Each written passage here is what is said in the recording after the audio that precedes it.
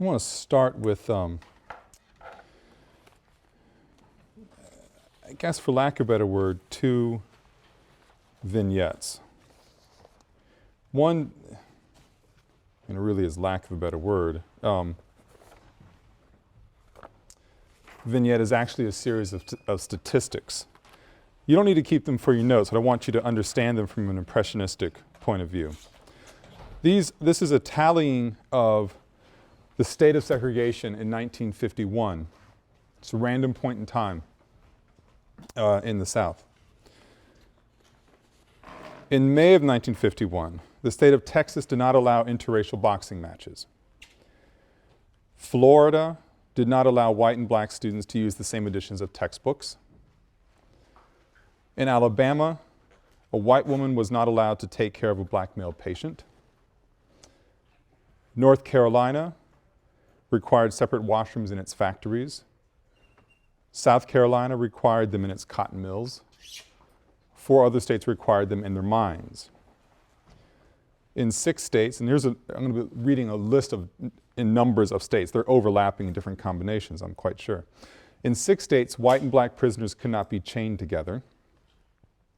In 7 states, parks, playgrounds, bathing and fishing and boating facilities, amusement parks, racetracks, pool halls, circuses, theaters, and public halls were all segregated. 10 states required separate waiting rooms for bus and train travelers. 14 states required black passengers to ride in the back of buses and streetcars. Some other combination of 14 states segregated railroad passengers on trips within their borders. Some other combination of 14 states required segregated mental patients. Some 17 states required segregation of public schools. 4 other states permitted the practice if local communities wished it. And in Washington, D.C., the custom had prevailed for nearly 90 years. In 11 states, and this one I find is actually breathtaking for the absurdity of all of this, or maybe even the passion for all of this. In 11 states operated separate schools for the blind. So even if you could not see each other, you could not be in the same space if you were white and if you were black. It's thoroughgoing segregation across many different lines, many different vectors of how you operate as a citizen in the world. Now, that's 1950-51. I want to read to you an excerpt from the memoir "Warriors Don't Cry" by Melba Beals, who was would become one of the Little Rock Nine who would desegregate Central High School. I'll talk a little bit about Central High School in Monday's lecture. We're actually chronologically not getting up to that point in today's lecture. But I want to read to you an excerpt from 1954, of events that happened in 1954, to help undergird the extent to which the kind of higher level organizing and political work and legal affairs that will be the bulk of today's lecture, to underscore the way in which these things really made themselves manifest on the ground. So Melba Beals writes very early in her book, reflecting back to when she was, I believe, 12 years old. She's walking back home from school on the day that Brown versus the Board of Education decision had been announced. And the teachers told their students, black teachers, black students, go straight home. Don't take any shortcuts, just go straight home. As I entered the persimmon field, I sank deep into my thoughts. But a few steps past the big tree at the front of the path, I heard a rustling sound. I stood perfectly still, looking all around. I didn't see a soul. Suddenly, as I came near to the end of the field, a man's gravel voice snatched me from the secret place in my head. You want to ride, girl? He didn't sound at all like anybody I knew. There it was again. That stranger's voice calling out to me. Want to ride? Who is it? I asked, barely able to squeeze the words out. I got candy in the car, lots of candy. I crept forward and then I saw him, a big white man, even taller than my father, broad and huge like a wrestler. He was coming toward me fast. I turned on my heels and fled in the opposite direction, back the way I had come. You better come on and take a ride home. You hear me, girl? No, sir, I yelled. No, thank you. But he kept coming. My heart was racing almost as fast as my feet. I couldn't hear anything except for the sound of my saddle shoes pounding the ground and the thud of his feet close behind me. That's when he started talking about niggers wanting to go to school with his children and how he wasn't going to stand for it. My cries for help drowned out the sound of his words, but he laughed and said it was no use because nobody would hear me. I was running as fast as I could. The lace on my shoe came untied, my feet got tangled. As I hit the ground, I bit down hard on my tongue. I felt his strong hands clutch my back. I bolted up, struggling to get away. He pulled me down and turned me on my back. I looked up into his face, looming close above me like the monster on a movie screen. I struggled against him, but he was too strong. He slapped me hard across the face. I covered my eyes with my hands and waited for him to strike me again. Instead, I felt him squirm against me, and then I saw him taking his pants down. In my house, private parts were always kept private.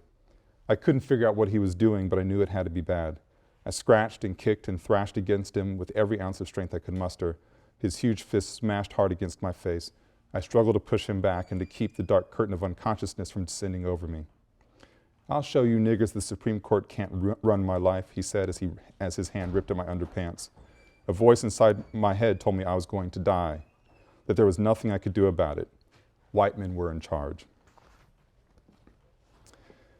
Someone comes to her rescue within about 4 or 5 seconds of this moment before she's actually raped. One of her classmates that she didn't really know that well knocks the guy over her head with a brick, and she's able to escape to safety. Thus begins her journey towards becoming one of the Little Rock Nine. These are the memories of a 12-year-old. Now, I want to set that stage about systemic segregation and the ways in which people were, from my personal perspective, driven mad by the Supreme Court decision 54 to sort of underscore, for lack of a better phrase, the intensity of the moment. Period of profound ambiguity in this country and a period of profound change for blacks as well as whites, conservatives as well as liberals. And over the course of today's lecture and really Monday's lecture, we're going to start canvassing the ways in which, bless you, the ways in which this period of incredible instability in the United States was felt on many different levels in different ways. So much of today's lecture is context for going across the 1940s up to Brown v. Board. Now, I ended the last lecture before the midterm talking about A. Philip Randolph's March on Washington movement, his bluff with FDR, FDR's issuing of Executive Order 8802, and the creation of the FPPC. I was trying to cram a lot of things into the lecture. Give me 2 minutes to talk about the FPPC very quickly and move us into the 1940s. The FPPC, Fair Employment Practices Committee, held high-profile hearings in major cities about segregation in defense industry factories. But it was essentially powerless to do anything except for embarrass the companies and the factories that are continuing these practices. Now, in terms of literal change, the FPPC is not doing much, as it turns out. But again, since we're wrestling with, I've been talking about the tension between the symbolic and the real. At the symbolic level, the FPPC contributes to blacks' reorientation away from notions of systems of white patronage. They have to rely on white patrons to make ends meet, but they could turn to the federal government instead. That the federal government, and I started talking about it with the Black Cabinet through Marian Anderson's concert in Easter Sunday, 1939, the federal government is now standing in complicated ways certainly, but still standing in and keeping an eye on the quality of black life. Well, here we are in 1941 and 1942. The U.S. is now involved in the Second World War. And as you'll remember from going back to the First World War, as the U.S. is about to get involved, and W.B. Du Bois called on African Americans to close ranks, but then called on them to return fighting. You have black soldiers enlisting in terrifically large numbers, You have a lot of the same kind of troubling dynamics about training black soldiers, their treatment abroad, positive by foreign troops and foreign citizens, negative by US troops, and you have the treatment coming home that is scandalous. The Pittsburgh Courier, along with the Chicago Defender, the two most important black newspapers of the day. The Pittsburgh Courier, aware that this same dynamic might repeat itself, that is, black soldiers fighting for citizenship rights and being denied them. In February of 1942, begins a campaign. It is a publicity campaign, it is nothing beyond that. But it becomes very popular. It's the double V campaign, double V, two Vs. That there would be victory over fascism abroad and victory over racial discrimination at home. This is just like Du Bois's call, we return from fighting, we return fighting, okay? But 23 years have passed. It's the same call, it's the same agenda. That's the important thing to understand. Now, Randolph bluffs FDR into signing this executive order. And Randolph realizes he has an important opportunity here to make something out of this bluff, and this March on Washington movement becomes an organization. Not just one person trying to organize a march, but it actually becomes its own grassroots organization, the MOWM, there's no easy way to say it. The March on Washington movement embodies a certain set of tactics. And they are, for lack of a better phrase, racial tactics. Randolph, as you already know, was an anti-communist. He was deeply concerned about white communists infiltrating the National Negro Congress. And when it happened, he broke from it. And he saw that the March on Washington movement was a way, he kept it all black. I should have said that first. It was an all black movement. He saw by keeping it all black, it would reduce or even eliminate the chance that the Communist Party will infiltrate the organization, since the Communist Party was predominantly white. But Randolph was very clear, since we're in a time of war, to go to great ends to make sure his movement was not considered black nationalist, although it's all black, it's not black nationalist. And Randolph declares, and I'm quoting here, "We condemn all dictatorships, fascist, Nazi, and communists. We are loyal, patriotic Americans all. But if American democracy will not defend its defenders, if American democracy will not protect its protectors, if American democracy will not give jobs to its toilers because of race or color, if American democracy will not ensure equality of opportunity, freedom and justice to its citizens, black and white, it is a hollow mockery and belies the principles for which it is supposed to stand." The March on Washington movement is all black. It certainly welcomes white support, but not within the organization itself. And it is profoundly patriotic as far as its assertions are concerned.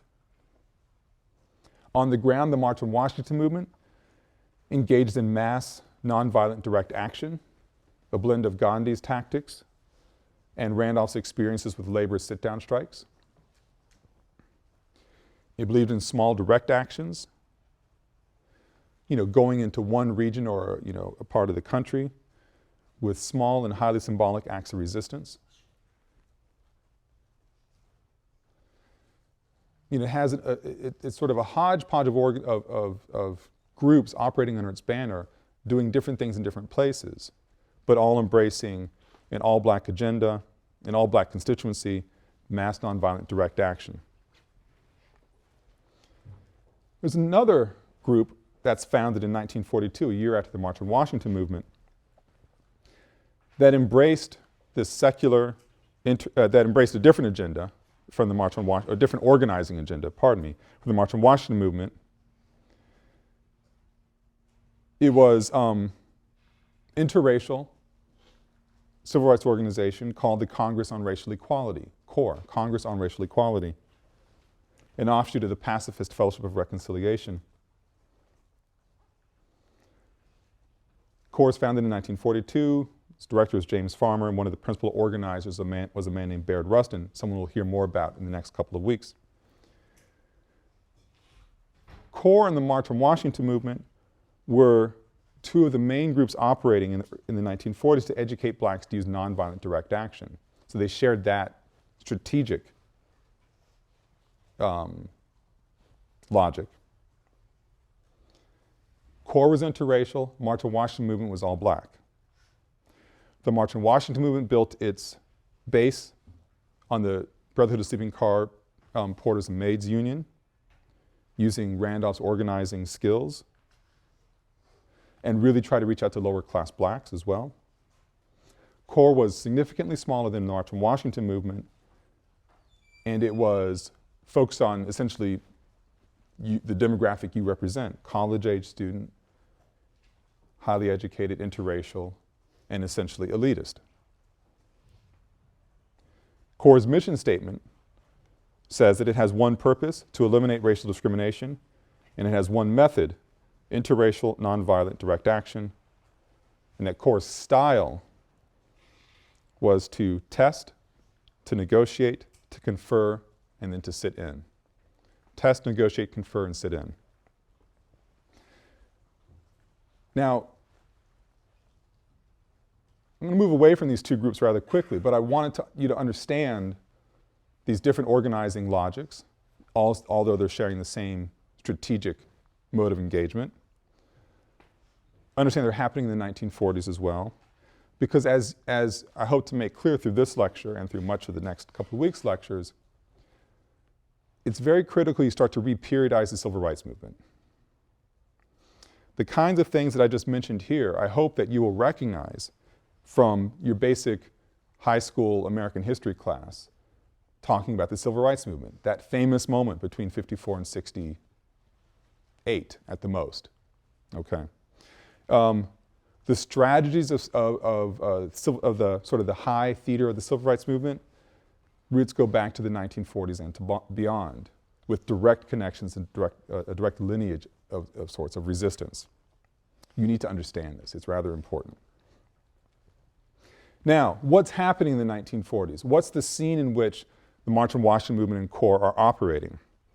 The country is in transition. It's in war. As I already mentioned, the Great Migration happening in the first 2 decades of the 20th century. There's another migration happening now that dwarfs the Great Migration of African Americans, many of whom are following defense industry jobs out west and in the north.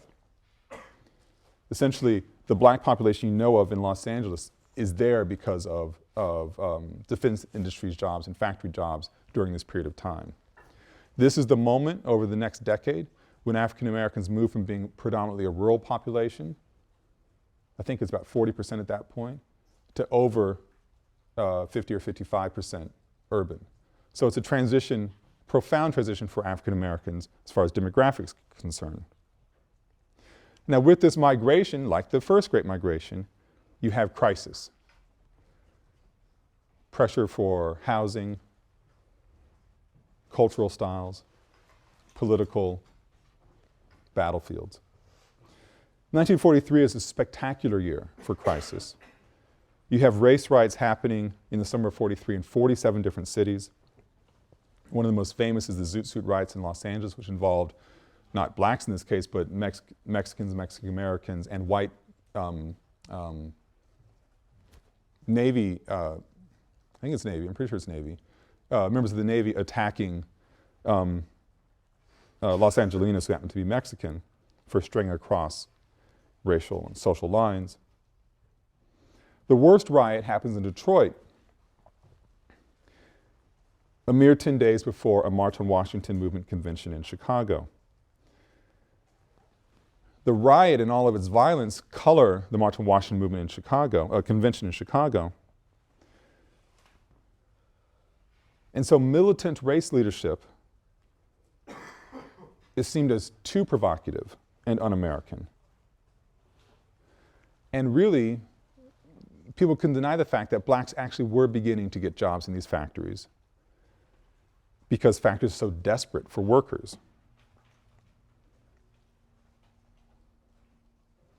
You have migration, racial violence, the country at war, the March on Washington movement agitating, making some headway as far as its long-term goals, but also having a narrower range in which it could operate because appearing un-American is the last thing you want to do at this moment in time. It's something Randolph himself articulates. Meanwhile, membership in the NAACP skyrockets as the organization appears to be a more moderate and reasonable location for civil rights agitation than the all-black March on Washington movement, even though it's making it a pro-American stance, and more moderate than this upstart core that people don't really know what to make of yet. So you have now, by the mid-1940s, NAACP turning into this moderate organization by outward appearances, where it was on the edge, sort of the avant-garde when it was founded for the first two decades of its existence. Things are shifting. Things shift fundamentally in 1944 in a legal case, Smith v. Allwright, that outlaws the white-only primary. And I have to apologize, I have to go really quickly through a lot of these things because I lost a lecture by the midterm, so I'm not going to get into the details. But in the Smith v. Allwright case, the white primaries are now outlawed, and now liberal groups, broadly defined, start going after a whole set of different means of exclusion, of preserving essentially an all-white vote. Groups start going after literacy tests that were at the point of absurdity, where a registrar could actually ask somebody, how many bubbles are there in a bar of soap, as a way to exclude them. People knew they had to act in terms of trying to expand the right to vote or access to the ballot box by just looking at Mississippi. In Mississippi, you have over 350,000 blacks who are eligible to register to vote. Mississippi has a huge black population. And of that 350,000, only 2,500 managed to vote in 1946. It's an all-white vote because of all the various ways in which Mississippi registrars of voters are being told to eliminate the black vote. In fact, very famously, Senator Bilbo from Mississippi, who's a virulent racist, would go around organizing registrars of voters before an actual election night, telling them all these different ways in which you can eliminate the black vote, and said, and if worse comes to worse, you all know the most effective strategy is the night before the election. And you know what I mean. I mean, essentially calling for them to rally the Klan to eliminate black vote. Again, the country's under incredible stress because of these transitions going on. Between 46 and 48, at the presidential level, some more radical changes are happening. FDR had died in office already. Now Harry Truman is the president, and he's fighting for his political life. The Democratic Party is on the verge of being split. Recognizing that there's incredible dissension amongst the Democratic ranks, some of the Democrats are very unhappy with the trends in what's happening in the country, supported by the federal government, that entity that blacks saw as a place of salvation. Truman doesn't know what to do, and so he actually he sort of throws a bone to his antagonists in the Democratic Party and lets Congress kill the FPPC. So now there's no more publicity campaign machine to sort of embarrass factories into employing African Americans and practicing non-discrimination policies. Truman lets Congress kill the FPPC, but knows he needs the black vote to win election. It was clear when FDR got elected in 1944, it was clear that the black vote is what got him into office, and Truman can't lose it. So Truman raises the stakes after killing the FPPC and appoints a distinguished panel to serve as the President's Commission on Civil Rights, which would recommend over time more adequate means and procedures for the protection of civil rights for U.S. citizens. In October 47, it issues its report called To Secure These Rights, a landmark document. To secure these rights defined the nation's civil rights agenda for the next generation. The Commission noted the many restrictions on blacks and urged that each person, regardless of race, color, or national origin, should have access to equal opportunity in securing education, decent housing, and jobs. Among its proposals, the Commission suggested anti-lynching and anti-poll tax laws, a permanent FPPC, and strengthening the Civil Rights Division of the Department of Justice. The Commission went much further than Southern Democrats ever imagined they would dare to go, further than Truman thought they would actually go. But he called this commission together, and so he had to face a choice, what to do. So in February of 1948, Truman rolls the dice and calls for the implementation of the commission's recommendations. Southerners immediately threaten a filibuster, and Truman, unable to secure support from Congress or action from Congress, moves ahead using executive authority. And among other things, he bolsters the Civil Rights Division of the Department of Justice, appoints the first black judge to the federal bench, naming several other blacks to high-ranking administrative positions, and most important, on July 26, 1948, he issued the executive order abolishing segregation in the armed forces and ordered full integration of all the services. The executive orders that grow out of this array of changes are 9980, establishing fair employment practices in the federal government. And the next one immediately, so you can see he's gone a tear. Executive Order 9981 establishes the President's Committee on Equality of Treatment and Opportunity in the Armed Forces, the decree that leads to the desegregation order to the military. Now it's the order. The military takes its sweet old time desegregating. But the orders issued in 1948, growing out of this Truman's political move to sort of clarify the mess of the Democratic Party, make it known to African Americans that he was going to support them, the Democratic Party would support them. But was it enough? Henry Wallace, who had been a former vice president of FDR before he got booted, very progressive and challenges Truman from the left. But the real challenge comes from the right, within the Democratic Party, let me be clear.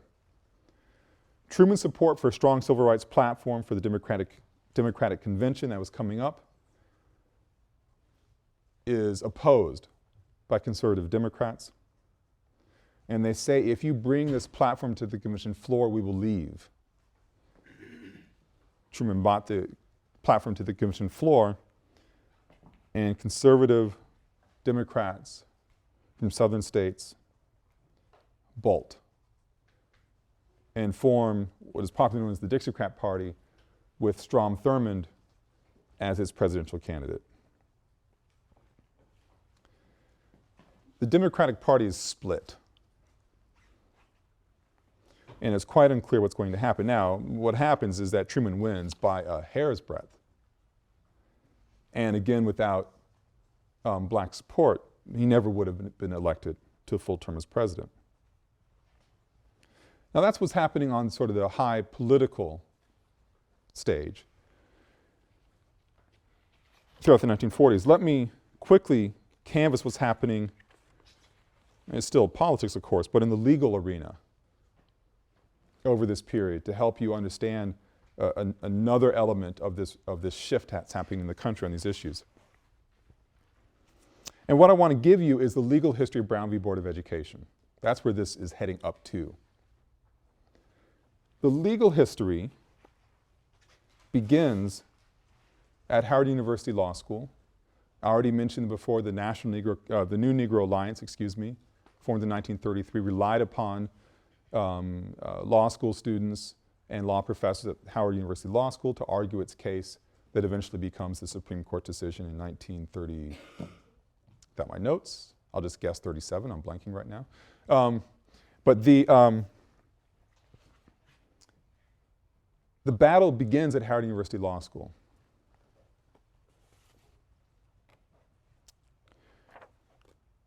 Excuse me, I've lost track for a second. There we go.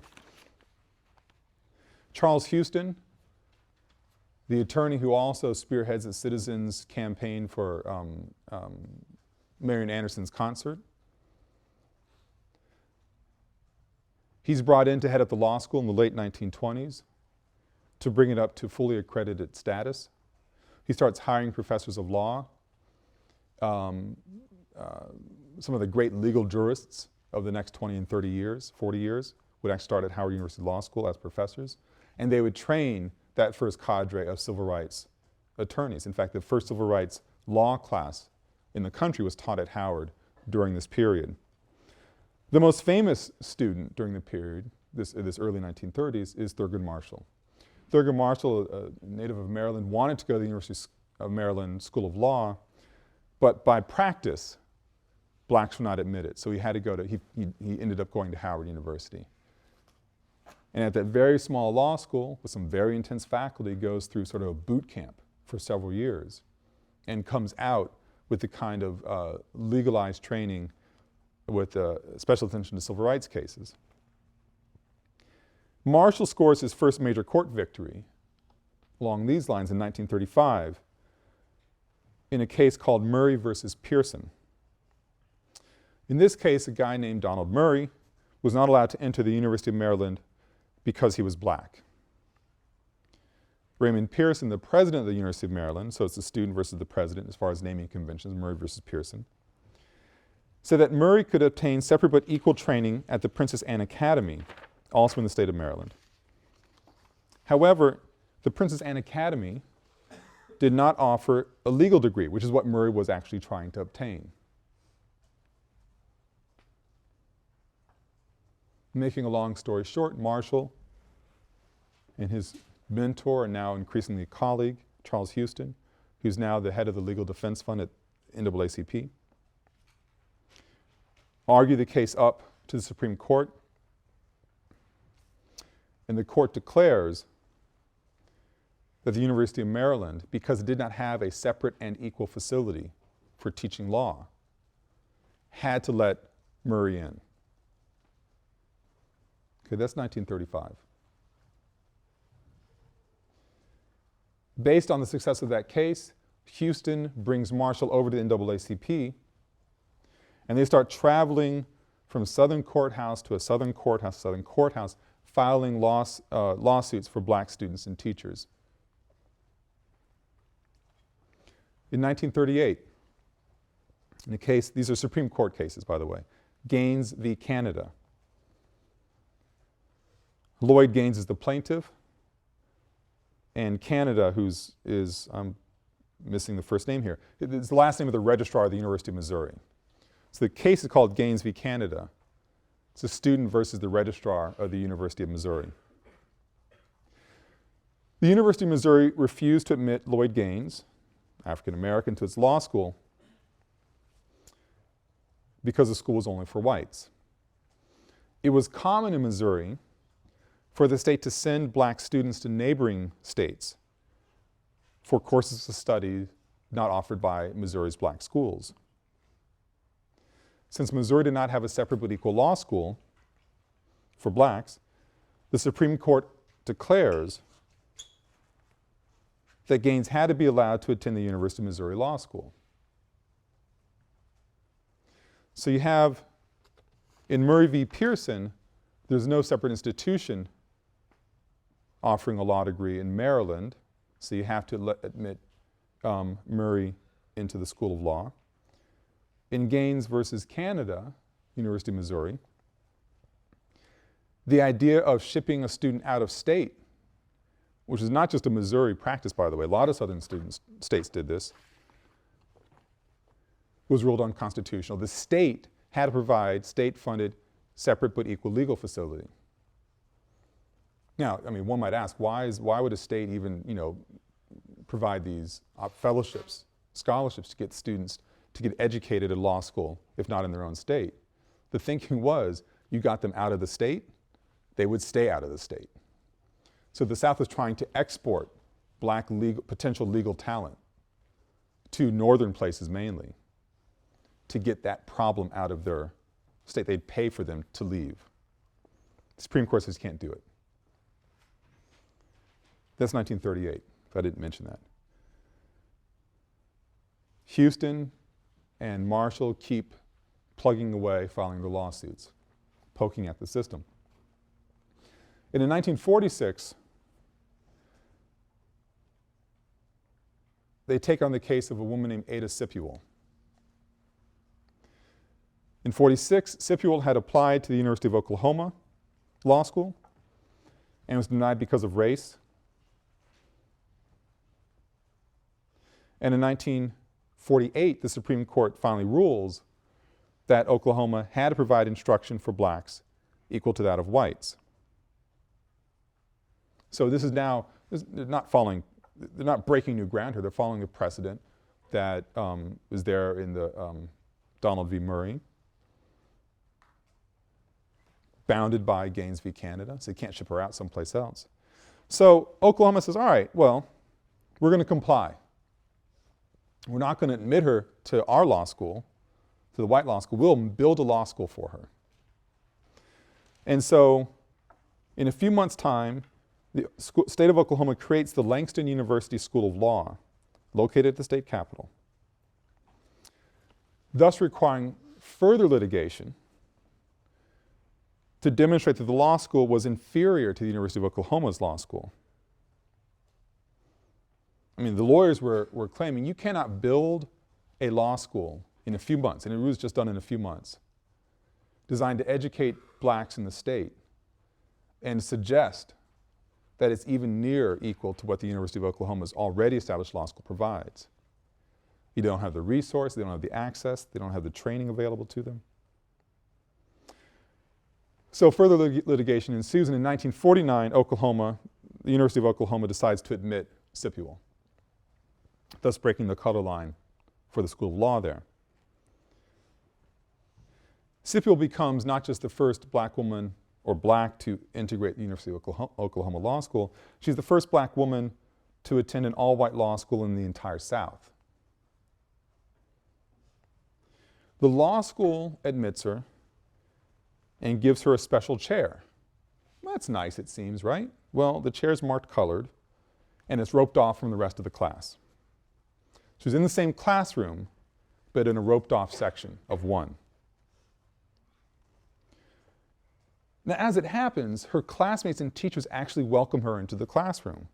The resistance is coming from someplace else, institutionally or governmentally. Stories abound, and Sipuel would support this, that students shared their notes with her, studied with her, helped her catch up on material if she happened to miss some of it. Sipuel had to eat in a separate section of a separate and chained off and guarded section in the law school cafeteria. And white students would crawl under the chain and eat with her when the guards weren't around. Her lawsuit and tuition are supported by hundreds of small donations. And she would recount later, she believed she owed it to all these people who supported her that she had to make it. Now, actually, if you look up on the website, and I imagine one or two might do it right now, even though I hope you don't, at the University of Oklahoma Law School is named for Ada Sipuel now.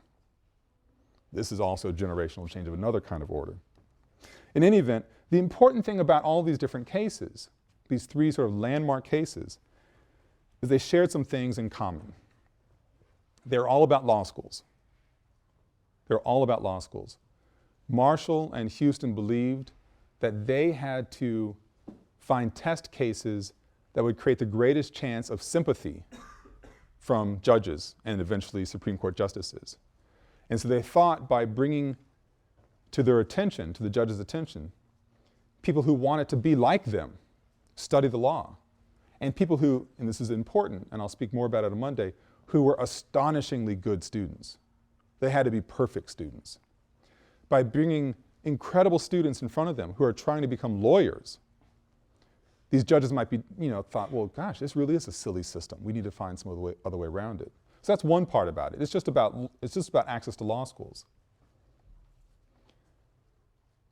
Now, what is also, and probably even more important, not even probably, definitely more important about these cases, these legal cases, is that none of them challenged Plessy v. Ferguson.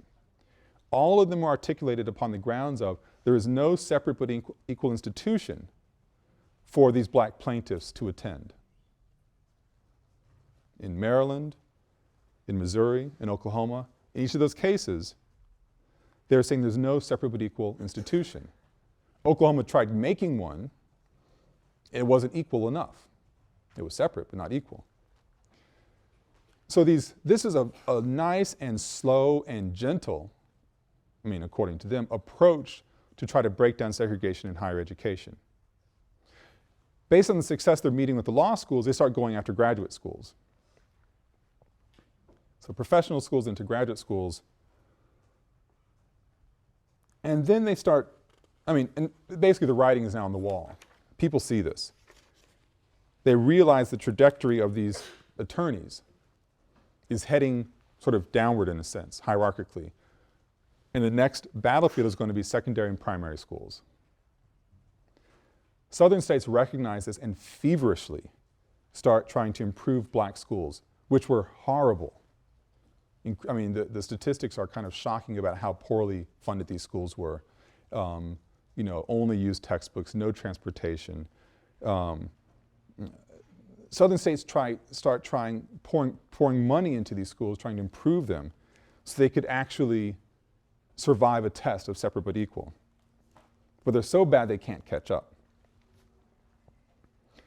So the attorneys, the NAACP attorneys, start focusing now on elementary and secondary schools and challenging the very principle of segregation in education. And that segregation on racial lines was unconstitutional.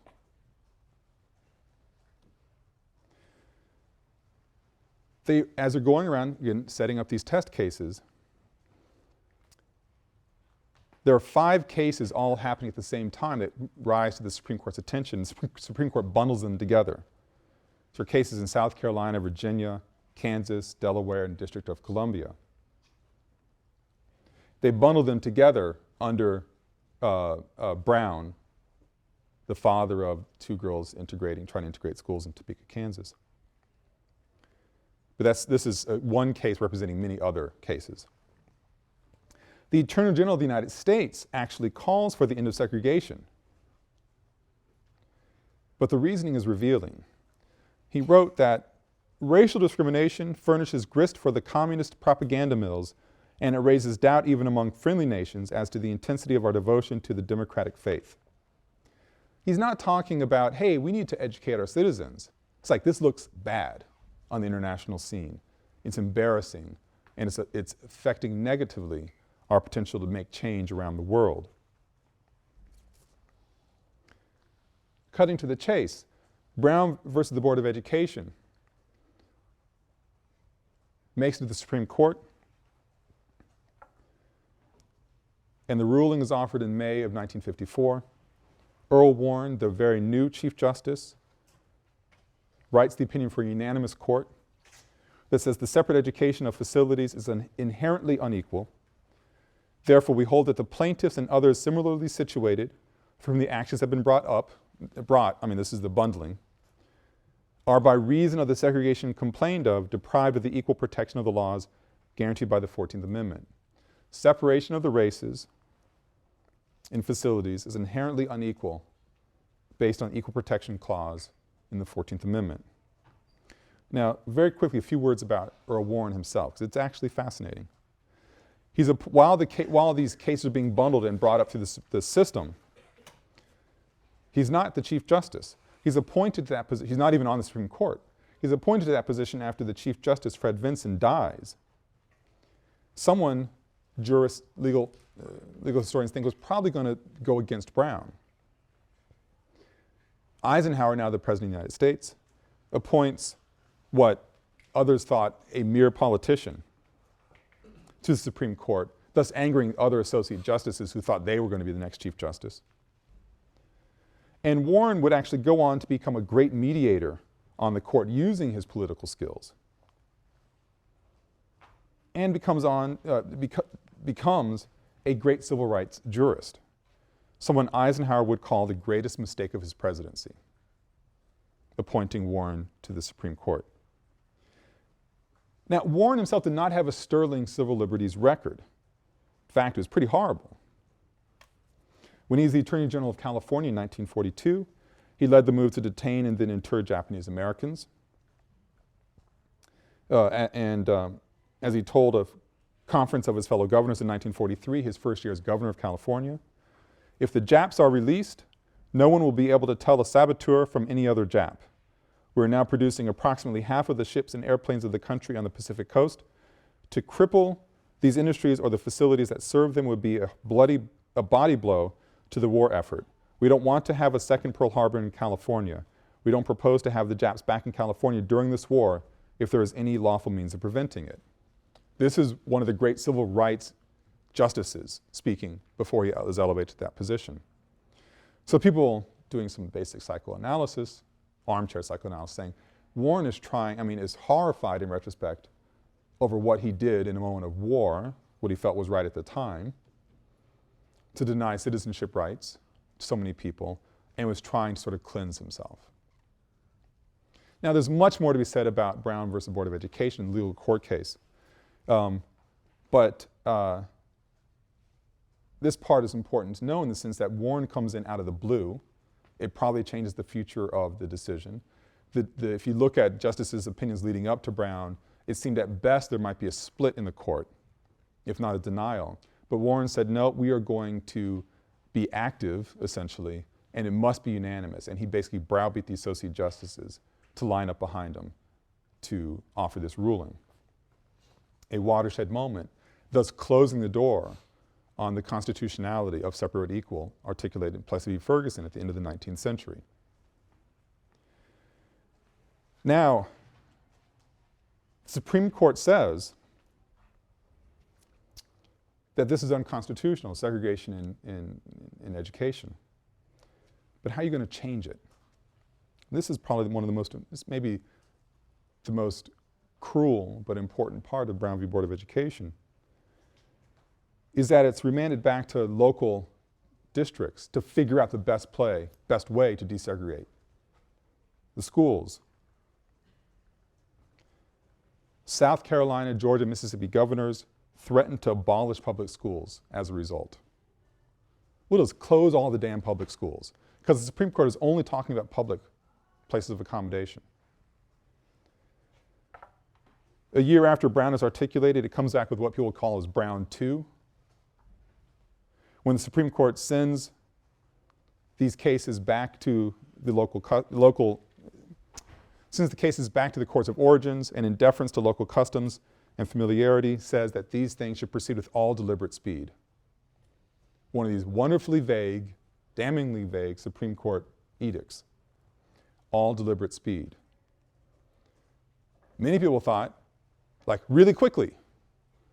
Other people thought, let's deliberate for a long time. Speed, after all, is really quite relative. There are many other immediate ramifications or responses to Brown v. Board and its ruling in 1954 and 55. We began the lecture with one of them, with Melba Beals, as a young girl about to be raped because the Supreme Court had enraged this white father that is going to change the way the world looked for him. We'll talk more about other ways of resistance in high political theater and Gothic violence in the wake of Brown v. Board when we pick up on Monday. Thank you.